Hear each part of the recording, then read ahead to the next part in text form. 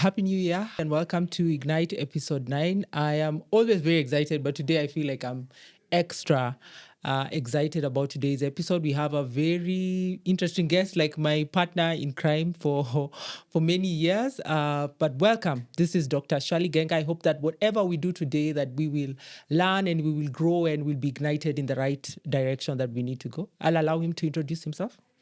Thank you very much, Dr. Genga. This is Rodney Genga. This is Rodney Genga, and I'm just glad to be here. Just from a brief introductory perspective, I'm actually a professor of materials and manufacturing engineering. This is at the University of Witwatersrand in South Africa. I'm also a director of academic development unit there. And last but not least, I'm the assistant dean for strategic projects within the faculty. Okay, welcome. Today, our topic of choice is the topic of envy. Mm-hmm. Now, as we always begin the episodes, I always like to begin the episode by defining what the word is. So we'll be defining what envy is. And according to the dictionary, envy is a feeling of discontent or resentful longing aroused by someone else's possessions, qualities, or lack. It can also be the desire to have quality, possessions, or other desirable things belonging to someone else. Now, envy is always used interchangeably with jealousy. So a lot of people combine envy and jealousy. But also just to differentiate the difference between being envious and also being covetous. The main difference between envy and to covet is that envy is a feeling of discontent and resentment based on someone else's possessions, abilities, or status, while covet is a wishing, longing, or craving for something that belongs to someone else.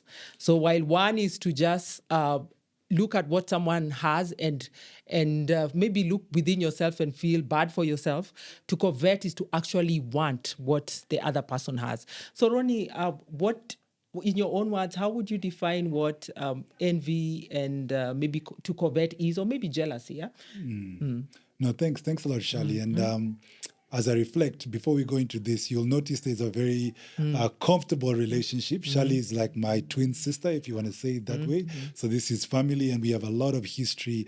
So a lot of the examples that might be used will be very close to what we've experienced as a family. So again, thank you so much. I'm honored to be here. Envy is quite a delicate topic, and I hope we'll unpack on it and share our insight. We do not know everything, but just share our own life's experiences and how we believe they have shaped us, and how we hopefully we can share with society how envy has a major role to play in impacting our current social development as a people. But with that said, I like how you've unpacked some of those definitions. So for me, I'll just take one level. I look at envy, we look at jealousy. They are not necessarily the same thing. And we'll also look at covetousness. What does that mean? And then I'll also introduce something around admiration, because these four tend to really play around in the same space. If you're looking at envy, for example, it's an emotional response to wanting something or wanting to possess something that has been given or has been blessed to somebody else. And you realize we'll use the word bless a lot because I'll take a Christian dimension to this. Seventh-day Adventist, by the way, I want to put it out there. So I'll try, and because a lot of my understanding around this topic has been heavily been grounded in my faith. So it will find itself jumping in and out a lot.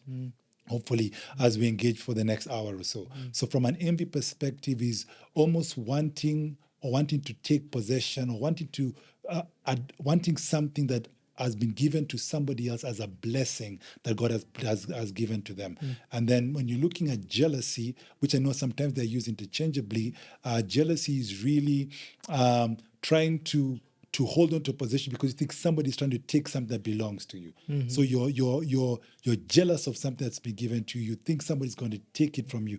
It's almost like an inward-looking jealousy. Envy is from an outward-looking. Something is on somebody. Something's been given to someone. You yearn for it. And this, from an envy perspective, leads to covetousness, wanting to action that that envy that you have. You want to now start to plan, how can I take what has been given to somebody else? Yeah. And then I'll introduce admiration. I think we'll unpack on this as we go on with this session. Admiration is where I think is where a lot of us should be, and where envy sometimes creates a problem.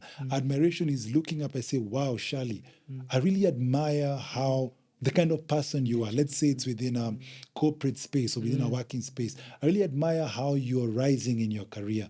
What principles can I learn from you that I can apply in my own life that can allow me to also excel? That's admiration. Envy is not necessarily admiring. Envy is wanting what that has been given to that person for yourself. And I think hopefully we'll unpack on this today. Yes, and even as he's talking and just breaking down the different definitions, the thing I find most interesting about envy, jealousy, and those words around that area of wanting what maybe somebody has, is that people are very uncomfortable with admitting that they are envious. It's I don't know if there is a shame attached to it, or maybe people feel that if they admit that they are envious of someone, that maybe something is wrong with it. But from my own experience, I've come to see that envy is a very normal emotion, and later on we'll see what you can do if you feel yourself feeling envious of somebody else. And I think that the first person I ever heard articulate it, but they were looking at it, they were using jealousy, but they were referring to it from a point of view of being envious. There's this podcaster, I think she's called Jackie Hill Perry, and she was interviewing her daughter, and it was during COVID, and the daughter is about 5, and she had to be at home homeschooling. So while she was studying, her sister was downstairs watching TV.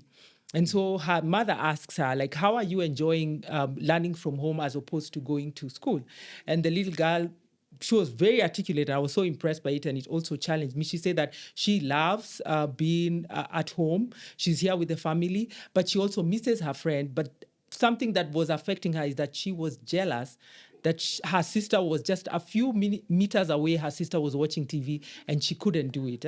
And just being able to articulate it, I think, is very powerful, because avoiding it is not very helpful. If you feel envious, it's always good to admit. And I don't know, have you had any experiences of whether it's been envious? Any personal experiences? Thank you. I'll actually draw on that, and I think one of the key things, hopefully, that we can almost unpack today is the separation of the two.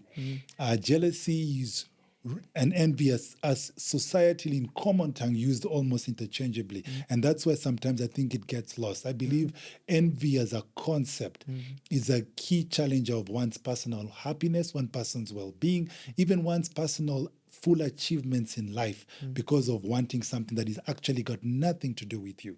And it's and I like how we are sort of unpacking it. And jealousy is, I'm holding on to this because somebody wants to take it from me. And I think by already starting by clarifying the differences, it allows us to really delve into this topic really nicely. But to your point, any examples? It's quite interesting, eh? And when you sort of asked me to think around this as we're preparing for this podcast, one just quickly sprang to mind. And I'm glad I'm doing this podcast with you, because the person I'd be referring to is you, right? Those who know me, at least my family know, I took up to school very late. I was a very slow learner. But my sister here, Dr. Shirley Genga, right, was killing it in school from the very beginning. She was doing exceptionally well. And I remember we were in class 2 at the time. I think you made number 1. Oh. This, you see, your siblings remember these things, right? So you made number 1 in your class. I think at the time you were either class prefect or something. I remember looking at that and saying, I want that. I barely could get through school. I was struggling with every course that I was doing. And this starts from a very, very early age. There were other reasons for the slow development at that stage. And God was kind, because everything has sorted itself out, and I found a way to be successful in everything I'm doing. But I was just naturally born different, right? But I was envious. And I remember in fact, I remember my mom at the time asking you, when you got number 1, what do you want? I was number 3. Number 3. Was it number 3? It was number 3. You see, in my mind, it was even number 1, But you're done so well, and you could get anything on the day when you get the certificate. And I'm looking here saying, look, my sister is doing so well in school. I'm struggling, and I want that? Why can't I have that? To the point where I did a couple of dumb things, I'd even try and even say, is there a way I can change my report card Yeah. so that it can make me look Yeah. like somebody else? Because you want what is not necessarily yours at that particular point in time. I was just born a little bit different, and when the things clicked in, my path then became written. So I think that's one of the things that hopefully we'll unpack today, how wanting something that is not necessarily yours can put you down or take you down a path that has completely nothing to do with the potential that you possess or the kind of person that you're supposed to be. Yeah, I like that example because I do remember I became number 3 and I was being asked what I wanted for being number 3, and I remember I said I wanted chocolate and he was A so crunch, mad. Yeah, crunchy chocolate. yeah. I was like, that's what I want for my gift, and he was so mad. He was like, you couldn't ask for anything else. Bicycle? That was a bicycle. That was the best That's gift. a good gift. But I was so happy, and it's so funny. Like envy is an emotion that even children as little as 1 year old, it's an emotion that cuts across all of us, and later on we'll see that the emotion itself, it can help shine a light to maybe certain questions that you need to help you to ask yourself, and it can even help you grow if you depending on how you look at envy. And even just I want us to discuss when people are envious, what are the lies that people believe? Because I was thinking about it and I was writing it down. When you think about envy, the lie about envy is that there's not enough. For one of the lies is that there's not enough for everyone. I don't know if you can think of something. There's one where maybe someone else is more special than you. The lie is that because when you're being envious, you imagine that maybe something may be wrong with me and maybe that's why they have that thing, or maybe they're more special than I am, or there's a store somewhere where all the good blessings are going to run out and you're late or you're not going to get it. And so that person almost becomes almost like an enemy or someone who you want what they have because you don't think that both of you can have something good. I don't know. What are some of the things when you think about envy? What are some of the things the lies that come to mind around that motivate envy? No, thank you so much, Shari. That's a good question. I think we can unpack a little bit. I think the first thing that comes to mind, and something that I've tried to share even within different spaces, speaking with some of the youth, when I'm given an opportunity to talk on a topic similar to this, is one of the biggest misconceptions of our current reality is that we are all the same. Now, that's a big mistake. I think in it there drives one of the key roots of where envy can grow from. That we are all the same, and we can all go for one particular, if it's career route or one journey to success, or whatever success might mean. I believe there's different ways and different interpretations of the word success. That's another big one, that we are all somehow crafted the same, and I believe that is not the case. I believe we are all unique and born different in terms of what we are capable of. And what I mean by that is we can all do really incredible and really special things. But it really works closely with appreciation of who we are, what we've walked through. You might find, because you may have been born in a particular environment or be born in a space where people approach things in a particular way, that journey that you take allows you to be able to sometimes be the best version of yourself. But when we reroute all of that and focus on a journey that a person has taken and how that appears to you, and you say, I want that, we begin to unravel what potentials we may lie, what potential we have, or even what advantages, whatever hard or harsh sometimes we think some of our backgrounds are. Some of those are the reasons why we will actually be able to be the best versions of ourselves when we follow the roots or the path that we want. That's number one. Number two, I think, which is sometimes, and we'll be able to unpack on it also, is the role of purpose. Purpose is so important, and it finds itself in every fabric of our being. I want to believe in one understanding, why am I here? Or what am I to do when I'm here? That will affect the friendships that one puts around themselves. That will affect the opportunities that one seeks to try and pursue. That will affect how one wants to develop and grow as an individual. But by trying to find out, by not understanding our purpose, and you might not always get it at the same time, that in itself, and understanding the uniqueness within which we are all brought into this world, or what uniqueness in terms of what we will offer through this world, which is purpose, that lack of understanding creates some misconceptions and leads to what envy and how envy can grow in an individual. Do you think that social media has blown it to smithereens? I don't even know if you can use such a word, but I do feel like because of social media, where people basically post their highlights on social media, and so you might be in that job which you don't like, and there you are looking at social media and you're seeing someone has bought a new car. You don't know their lives, but social media is a good thing, and it has many purposes, but at the same time it has also created a platform where people can post their highs, their 5 minutes or the life highs that they're going through. Do you think that has magnified the sense of maybe enviousness in the world, if I could say something like that? Yeah. So that's a good point, and maybe we look at it from the dimension of lack, because lack is what really gives life to envy. Yes. Okay. Yeah. Well, perceived lack. Yeah. Okay. I like Actually, that. Yeah. I like that. There's a perceived lack within an individual, within ourselves, and by that, when somebody has, you feel by taking that, it can somehow subdue or compensate for whatever lack that we might perceive we have. So we start there. And I think your point now to build on this concept, but within social media, what's interesting about this is social media was designed to connect people. That was always its original design, to find ways to break down the barriers of space and time, to allow people to finally connect and reach out, and that's what it's supposed to do, right? Of course, by being able to do this, then you get to expose people to realities that they may never have really seen at that particular time or that space, and in that sometimes introduces the feelings of lack when you get exposed to certain things that maybe you might not have naturally, or the previous generation, our parents' generation never had the burden that may of, never have had that. And again, you've touched another concept around what is captured predominantly is nicely packaged. I mean, right now we're in this lovely studio. The lighting is fantastic, so that we can send out a product that is really appealing to the viewership, which is great, right? But I think because of how that packaging is coming, and we've got all these things. Maybe we take relationship, you've got couple goals, and so on and so forth. If it's careers, maybe this, depending on the viewership. I just got promoted and I got this, or hello guys, this is 2024. I've just got this new thing, and so on and so forth. And life is great.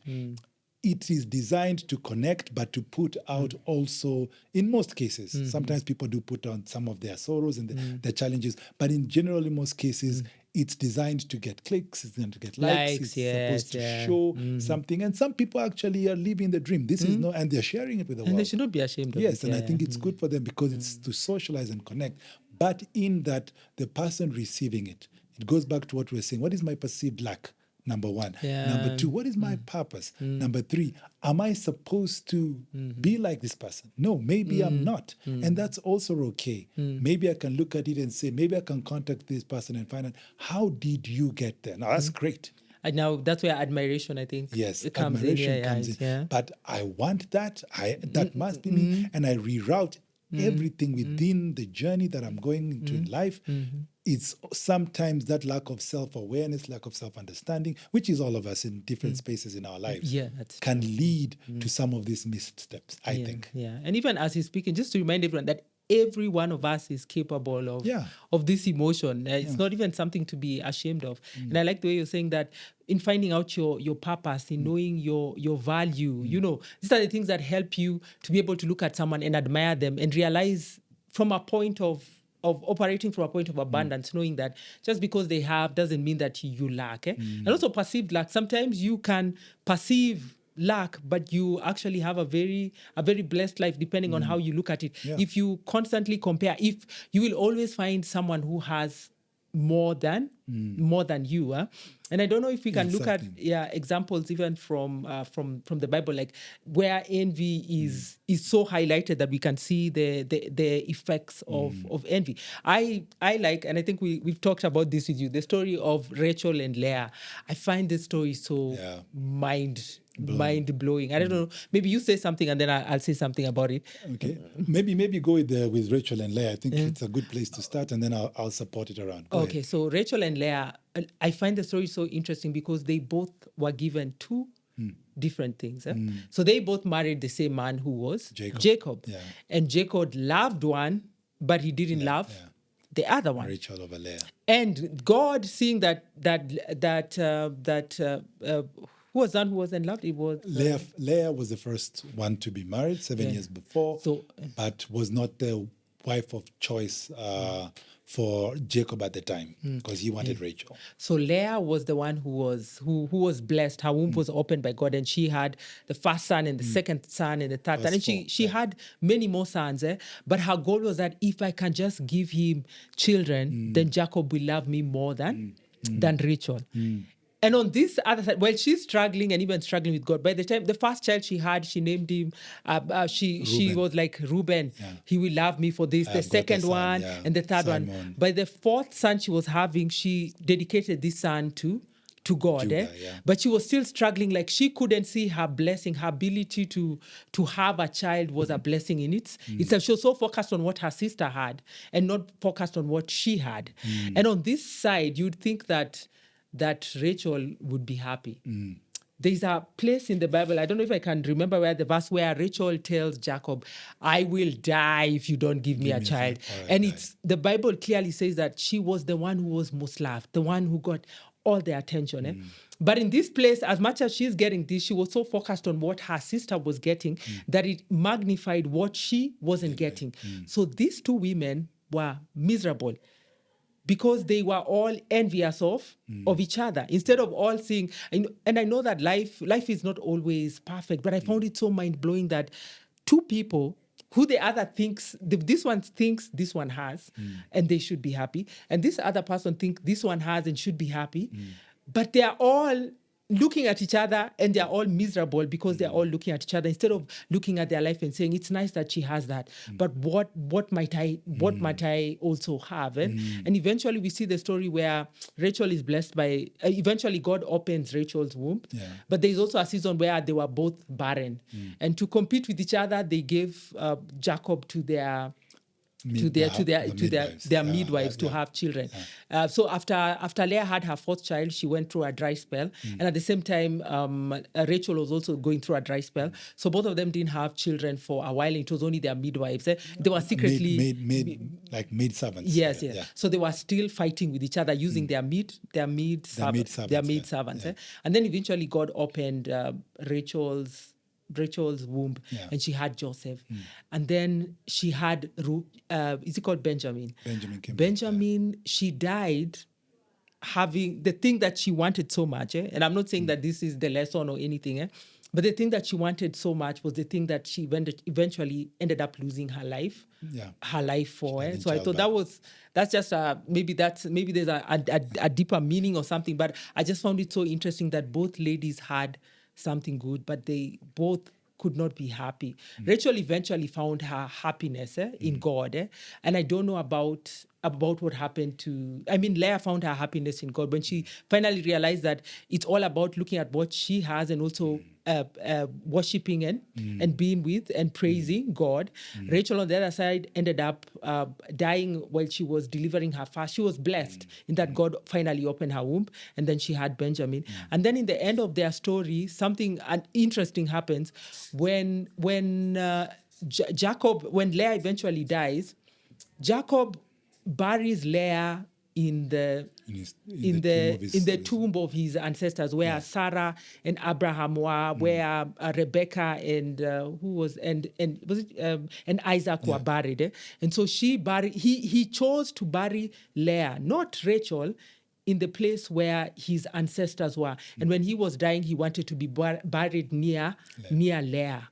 And you wonder, like, he loved this one more, but he wanted to be near this one when they were dying. So it's almost like everyone got something, but this one, Leah eventually found out that everyone gets something. But I feel sad that maybe Rachel never discovered that. I don't know her story, but from what the Bible says, like she was so busy competing with her sister, never realizing that she was actually very blessed. Yeah, sorry. Yeah, I've gone into too detailed with that story. Yeah. No, I appreciate this, and maybe it's a nice entry to this segment from a biblical perspective. But I hope the principles, even if someone's not necessarily someone who uses the Bible, reads the Bible, or is Christian, I hope the principles still transfer. And to your story, one of the greatest travesties is Jacob, the husband, who loves Rachel More than Leah. more than Leah, comes from a home where he envied his brother. Yeah. And this is hopefully what we can unpack. Envy is one of the greatest destructive forces of our personal development as human beings. It permeates not just at a family level, but it starts in most cases there, and it just grows into every sectorial structure within our humans' social development. And it's something we really have to pay close attention to. It breeds. It's almost like it transfers one generation to another and to another. Okay. And we see Jacob really envied his brother Esau because Esau was loved by his father. And he was loved by his mother, but he wanted his father's love. And he brought that aspect into his own home and even transferred it to his son Joseph. And Joseph had to deal with that as well. So it's something that finds itself, we might not even sometimes realize where it comes from. And I'll touch very briefly again on maybe certain concepts around the Bible, and maybe we bring it back to society. One interesting thing is in Jeremiah 1 verse 5. It's clear as a prophet, God tells Jeremiah, before I'd even formed you, I knew you. Before you even came to be, I had a purpose for what you'd be. He's told you would be a prophet. But this just unpacks that from a biblical perspective. Even before you come into being, there's a role that you're here to play. And by sometimes wanting or trying to repurpose our lives for things that not necessarily have to do with us, we may miss the mark. That's I think powerful, one. A second one, I think when Jesus is really engaging with the disciples in Matthew 5, he's just starting with them. He tells them that you'll be the salt of the earth, you'll be a light on a hill. He tells them that your light has to shine. And by shining, or pretty much by you doing, or by you bringing forth the version within which you're supposed to be, because everyone's born in a very unique way. By you shining forth your light, you will draw others to God because of what you're doing, meaning you're all born unique and you have a light that you should shine. No one like the other, right? And then if we play it backwards a little bit, we go to Genesis, and this is where it really breaks down. Where do we see the first death? Envy. I forgot about the first that. death is the Cain first, killing his brother Abel, right? Envy. And when you see in Genesis, I think it's 4:5. Now God is dealing with Cain before he kills him. He actually tells him, focus on me. Don't focus on my blessing, what I'm giving to your brother. And he unpacks on it. And we see this is from the very onset of the faith that we profess, that even at that intrinsic first human into the post world, because remember, Cain is the first birth. Adam and Eve are created, right? And then he is born, and he comes into being. And in the first birth, one of our firstborns here, the first thing he does is he envies the kind of when he sends his offerings to God. Abel's offering is given more affirmation than him, and God engages with him in Genesis 4 and 5, and he tries to tell him, Genesis 4, and tries to tell him, dude, focus on me. If you don't do what's right to me, will I not bless you? And for me, what's so sad about the story of Cain, right? Cain was actually, when you look at his bloodline, because God protects him and he lives, he was the child with the promise. He was the child with the blessing. He focused on the wrong thing, and by him killing his brother, then a new Seth must be born. A new son is born. And when we look at the names in the structure, Seth has got an Enoch, and that's the one who walks with God and goes to heaven. Guess who else had an Enoch? Cain. His son doesn't. He has a Laban who becomes the father of Noah, which is the new Lab. He also had a Laban. There was a trajectory. Cain's bloodline is the one that brings technology to mankind. We're told his bloodline is the one that develops technology and tools that allows us to move into the Bronze Age, and they start to fix and build things. He had a blessed line. But by fixating his eye off what he was designed for, it completely sent him down a wrong path. And that's why sometimes and I'll bring it into practical context, everyone's born unique, and we do not know the story of how it will unfold. But by sometimes envying and wanting something that might not necessarily be for you, you may end up living a life, you still will, but you may not reach the mark of what you are actually designed for. That's so powerful, eh? And maybe if you look at even the story of Cain and Abel, if his blessing was not acceptable in that moment, it didn't mean that it was It was always never not gonna going be to be accepted. acceptable. Eh? Yes. Instead of going back and seeking God and finding out how can I best please Yes. you and do it in the way that is pleasing to you. And I think that speaks to a lot of us, because we I think approach I think we approach the blessings of other people sometimes in a way that we shouldn't. Like we see people with blessings and we assume that we are not going to have. And I do know that sometimes I think it's particularly different, especially when you're going through a waiting season. And maybe when you look at the story of Abel and Cain, it's a season where they all gave blessings, but one blessing was not accepted. So those are some wait he had to do to get it right and have to take it. And I think that when you're waiting for something or a promise that God has given you, or maybe you're going through a season where, I don't know, maybe your marriage is going through a difficult season, and when you look across the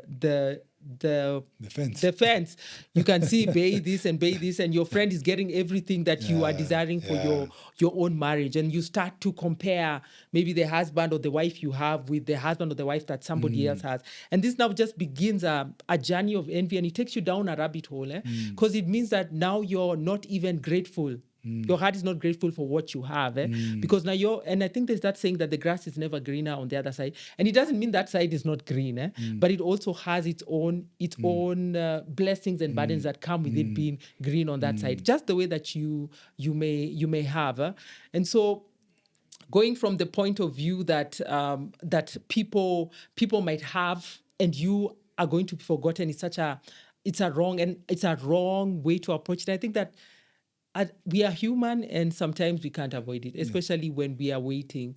And I don't know what advice would you give if you start to feel I think, envy creeping? And that's a good one. Maybe as we unpack on the advice, I think there's a couple of things that sometimes leads to this, right? We've talked about the feeling of lack, the feeling of, but there's a big feeling here also of confidence, right? And this starts from many different places. There's the story we've talked about from Jacob. Jacob was not his father's favorite. It was Esau. And yes, he was told that the younger one would be the one with the blessing. He didn't understand what that, and had to find a way to believe he could take it. How do I get it from my father? The father just like, and why does Isaac like Esau? There's obviously many stories behind it, but Isaac didn't get a chance to spend time with his older brother, who was taken away, who had so many features in appearance and in even traits to his son Esau. And you see, so everyone's trying to fix something. So how do you start to deal with the aspect around confidence, self-confidence in an individual? That I am confident that I'm fearfully and wonderfully made. I am confident that, yes, I might not get something right now, but if I continue to pursue, if I continue to seek to improve and be better at what I'm doing, I can still achieve. What is my purpose? What is my goal? And these are not always easy questions to answer, because it almost looks like we're just using semantics and lovely words. Not everybody knows what their purpose is, and how do you determine this purpose. Maybe going to mentorship, get people who come before you, who can engage with you, but at least investing in trying to understand that is for me one of the big steps, even before sometimes trying to make certain changes or being drawn to things that might not have anything to do with you. And the concept of envy goes from as basic as I want that person's shoe all the way to I want that person's life. Yes. It's I want their car, I want their family. Yes. How do you start to build the confidence to say, okay, I don't have that shoe, but I can get it at some point. For now, I'm okay. And actually what I have is actually not so bad. How do you start to build that confidence in children? This starts at the family level. We see Cain and Abel was in the home before it even got out. And a lot of these things start, I believe, at the home level, at that unit family level. What, as those who are parents, who are aspiring to be parents, those who are growing up in homes, who can influence some of this, how do you create the levels of confidence, self-belief in individuals that I can pursue what I am designed to pursue? I can look and I can admire and say, wow, that's awesome. But maybe it's not for me. Or at least I can take the due diligence to understand, is it really for me? You know, how do you build that individualized self-belief in a person? And how does one individually build their own self-belief in themselves? Overconfidence is not always good. I know.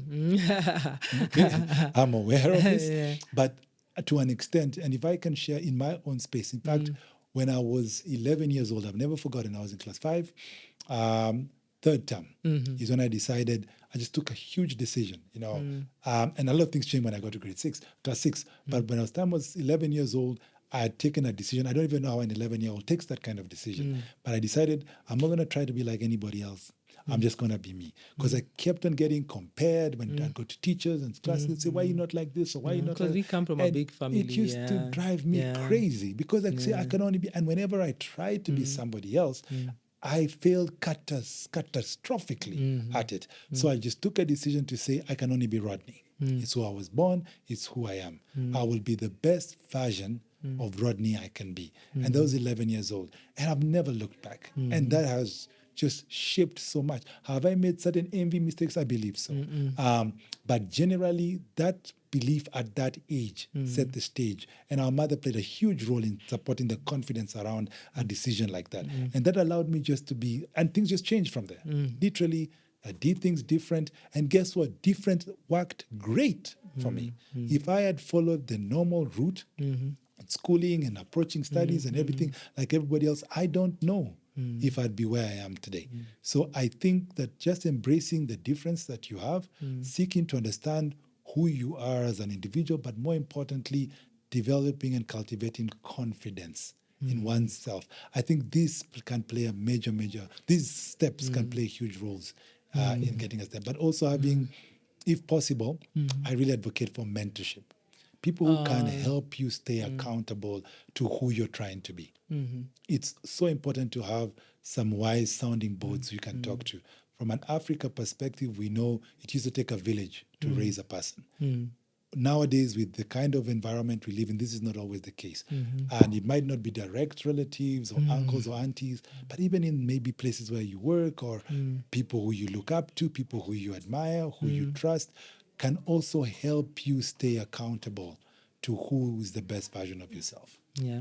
I like the way you bring it back to the idea that I think at the beginning of this podcast, you made the statement that we are all born different. Yes.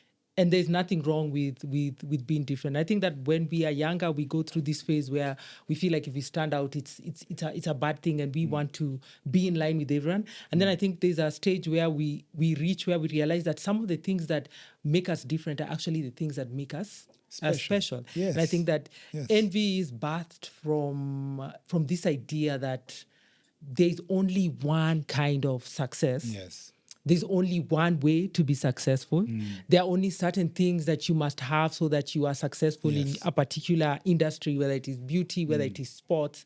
And we fail to, the verse that we keep saying here, the verse that says that we are all beautifully and wonderfully made. And I think that this is something that we must try. You know, it's not always easy to remember that we are all beautiful and wonderfully made, especially when you see someone doing something in a way that it looks so special and so well done, you know, or you look at someone and see the result of who they are in the life that they have, the life that they have, and you, the life that they have, and you're like, I want to have that kind of life that they have.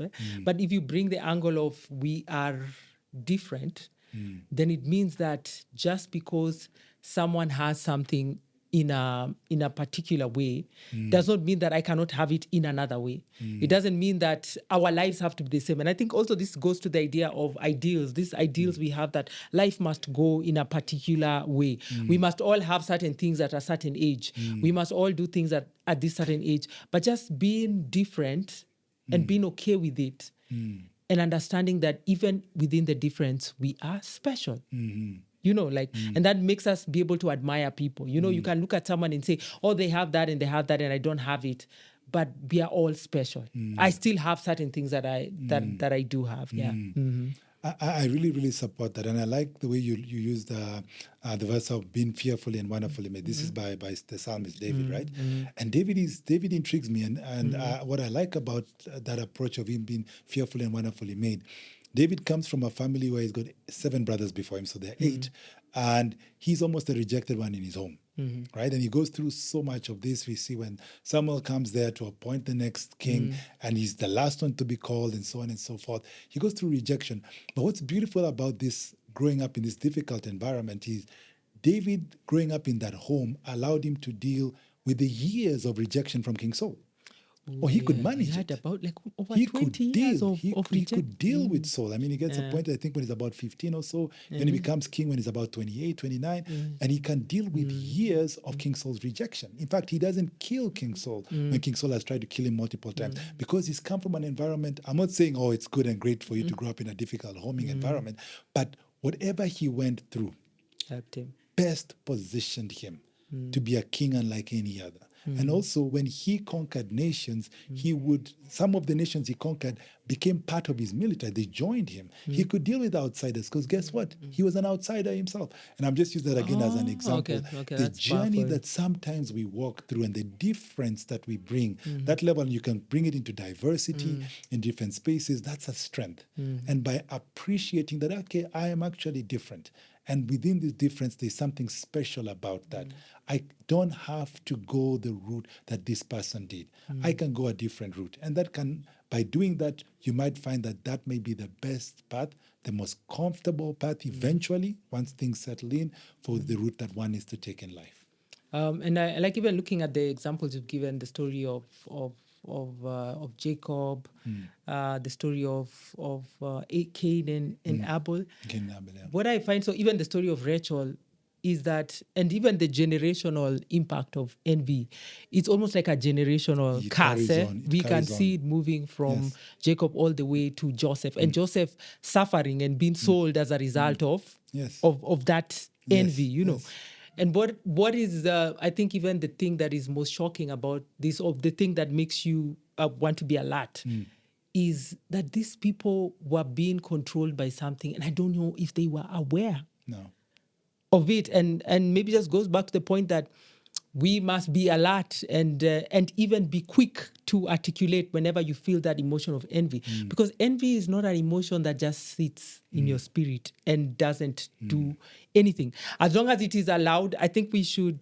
This is my own opinion, that when you notice that you're envious of someone, and you find that people, when they are envious of people, it doesn't click that they is envy. Sometimes they'll say, that person feels nice anymore, or we can't be friends with that person, or they start to look at negative attributes of that person. Well, the feeling behind it is there might not be anything wrong with that person. The problem is, and I think that there's another role that envy plays, is that it can help you maybe see the areas in your life maybe which you're not satisfied with, that maybe not always, but let's say if you meet someone who is maybe doing well in the corporate world, and you're very content, maybe you're in your job but you're not pushing yourself as hard as you can, and you meet someone who is doing, they are excellent and they're pushing, by noticing that maybe you're envious of them, maybe you can ask yourself, why am I being envious? Is it that it's pointing the light to the fact that I feel that I can work harder, and maybe I am not working harder? So it can you can use it, and I think that's why it's important to be able to identify it and name envy for what it is. Don't beat around the bush. Identify it as envy, because in this generation of Jacob, there was envy throughout. Yes. And I don't think anyone was even consciously aware that this is the emotion that we are feeling. And yet the damage that it caused, we can see it. It is catastrophic. It is from generation to generation flowing. From Joseph felt it, the wives felt it, Jacob and his brother felt it, and it's instigated by the parents, and even the first siblings that we meet, Esau and not Esau. I mean Cain and Abel. Yes. Yeah. I think maybe as we also look at this, and as we unpack on it, which I like your take on it, it's so interesting that also envy has another dimension, and we see it easily within a family setting, easily within a corporate space, even amongst friends. That sometimes, if this envy, one cannot be like this other person or cannot take it from them, sometimes they become huge obstacles to this individual. And we call it then, this person is jealous of them. No, it's not jealous. They are envious. So jealousy is you're holding on because somebody's trying to take. I don't want you to take my possession. You know, that's a different thing, because they are envious of maybe this person. Sometimes you see it either in the workplace where this person is just enthusiastic and energetic and just does everything well, and some people are just, they're unearthed because they're not doing that, and they would like that, but they don't like it. If they cannot beat it in terms of be better than this person or take it from them, you end up sometimes unintentionally being a huge obstacle, sabotaging this individual left, right, and center because of what. And this is why, for me, it becomes dangerous. Whether we look at it in the friendship spaces, in family spaces, where you've seen families doing some seriously atrocious things to members of their family because they are envious. They want what this person has and they cannot get it, and that leads them. So you've got two sides of the pendulum. You've got the one where you completely reroute your whole purpose or life or what you are supposed to take what has got nothing to do with you. Or number two, because it is not possible, you end up being a major problem because you're just angry that that's something that you wanted that you cannot have. And I think when those blurry lines, you can find people in between these two extremes, this becomes problematic. And maybe an example of this is Joseph and his brothers in the Bible. They envied their father's love for him. You know, he was all this, got a beautiful coat, he had all these dreams and all these things. And it led them to a very sorry disposition where they sell him. Initially tried to kill him, they've changed their minds, and they sell him. And we see what happens in that focus. So I think also being aware of it can also hopefully prevent you from also being cascading and creating more problems that don't need to be there. I totally agree with that. Like, just even recognizing it. And I think the older I grow, I realize that self-awareness is like one of the most powerful things that you can have in your life. Because like you're saying, you can end up being the villain to someone's story and your own story. Because you get out of your lane, because the lane of someone else starts to look shiny. And instead of working on yourself, you go to that lane to try and stop them. But your lane is left empty. And I think like it's also important to look at even like the characters we are talking about right now. What is the effect of envy? You know, like I think that sometimes it can even make you depressed, because you can sit in your life and fail to see anything good because of what that other person has that you think they have that is making their life better and you don't have. So you can sit here and you can dwell on it and become very depressed and angry and resentful towards someone who a lot of times maybe they're not even aware of this emotion. Sometimes it can be even a social media personality. And maybe that's why sometimes when social media personalities fall, people are quite... happy. I don't know. I don't know. I hope not. That's something, because sometimes I think that envy sometimes makes us, as we're looking at the definition, when you're envious of what someone has, it makes you look at yourself in a way like, what's wrong with me? Am I not special enough? Do I not have... my life is slow. I'm not moving the way everyone is moving. And so it makes you inwardly look at yourself that maybe you're less than or you're not special. Instead of understanding we're all different and we are going through different journeys. Like if we look at the impact of, for example, someone like, I don't know, can we look at the impact that what it cost Jacob to be, or even any of the characters that we mentioned? What was the cost of envy? I know for Jacob there was the generational burden that God eventually worked it for their good, because they were jealous of Jacob, and so not of Joseph, and Joseph was the one who saved them when there was a drought in the future. But the process was so painful. If you see how Joseph cried when he was later on in the future, after his brothers had sold him, and he goes through jail and he goes through all manner of things, and he's eventually promoted in Egypt. And when he saw his brothers, and they didn't remember him, and when he saw them, he cried. You know, like he felt that pain. There was a pain that, as a result of the fathers allowing envy into the family, and it's seeping from generation to generation. That's one of the effects. And I think another one also is that you may never reach your, and I think when you were talking about the story of, was it Cain or someone, that it can prevent you from reaching or completing your purpose and your destiny if you're so focused on what someone else has or what is going on with someone else's life. I don't know what you... I think the examples are good, and I'll stick to them so that we don't maybe go too far Meander. from the viewership. Yeah. I'll start with Cain very briefly, and then I'll touch on who I think is one of the greatest travesties ever on a concept of envy in the Bible. I think for me, this is one of the top travesties. So, first of all, Cain. Cain is a good one. Cain's name meant that I've given birth to a man. And when we look at biblically, when the fall has happened, God says, man, you will sweat before you get things out of the ground. And so Cain is brought in to come and, fight with the ground and sweat. And we see his lineage eventually developing tools and iron tools and brass tools. And we see a line that, yes, you'll be the man, you've been brought in to work, and sweat, but you will have every capability to do this, including long life. To be able to develop this, and possibly your bloodline will do a lot of incredible things. But a lot of this is now rerouted because Seth must come. Seth comes in, Seth does everything right, and we see the names are similar, but Seth's bloodline takes the next route. And Cain's is this one that has to run away, and so on and so forth. So that's a missed opportunity. And he lives long enough to see a lot of this rerouted, right? But where it becomes critical for me, which is one of the greatest travesties, is Jacob. And I'll keep it brief as possible. Jacob's life, I think, was a difficult one. His life he never really got difficult. peace from the beginning to the end. Yeah.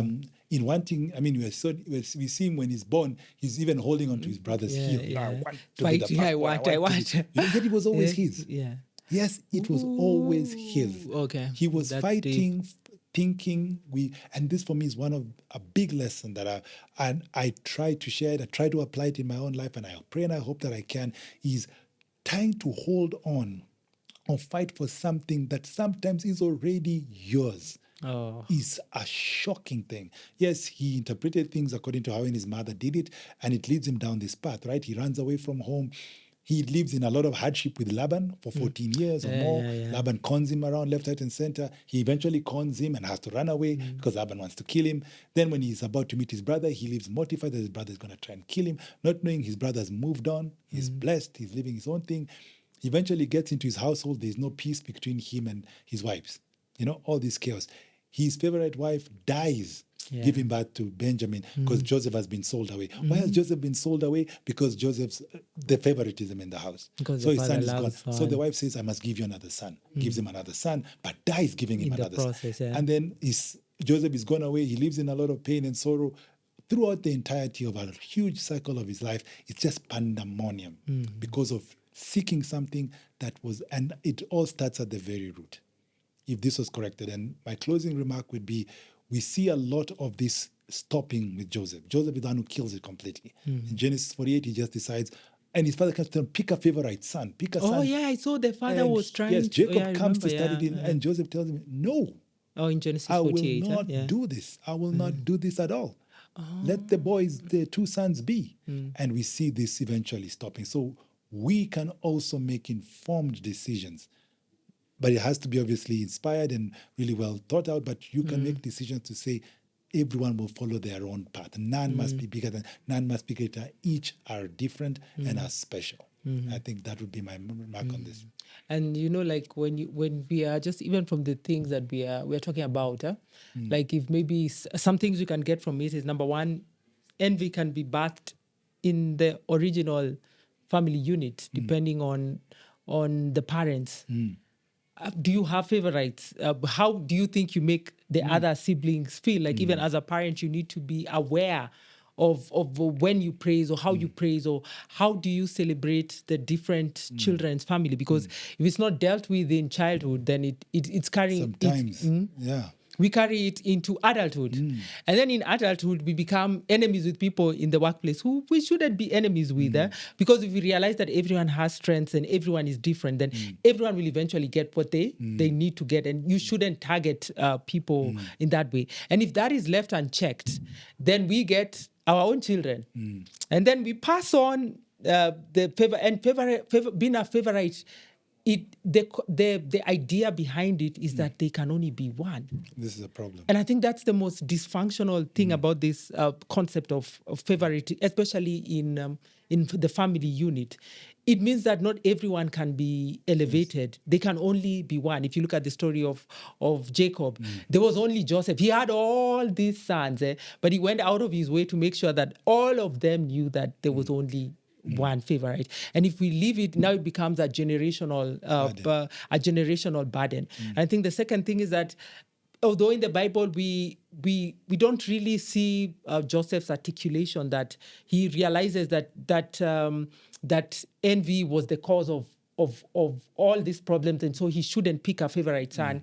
In Genesis 48, he's like, all my sons are great, and I don't have to or even declare anything. They will all make it in their own unique and individual ways.